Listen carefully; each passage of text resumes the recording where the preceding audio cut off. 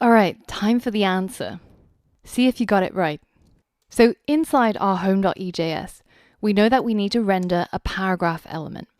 Inside the paragraph element is where we're going to pass over a variable, and we're going to render the content or the value of that variable into the paragraph.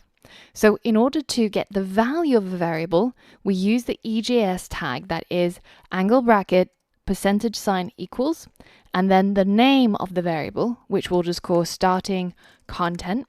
And then to close off the tag, we add another %sign and angle bracket. So now we can hit save over here, and we can go back to our get route, and inside the res.render method, instead of just simply rendering the home.ejs page, we're going to pass in another parameter.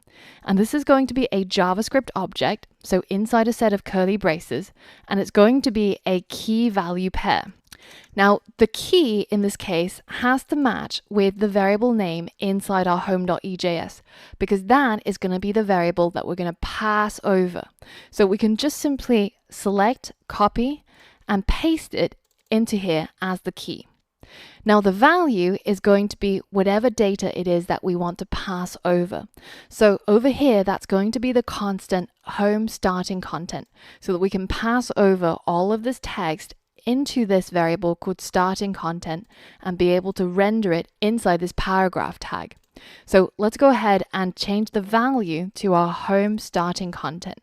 So now if we hit save and we head over to our local host, then you'll see that we're rendering the home.ejs page with an h1 and also a paragraph element that has the same content as what we've got inside here.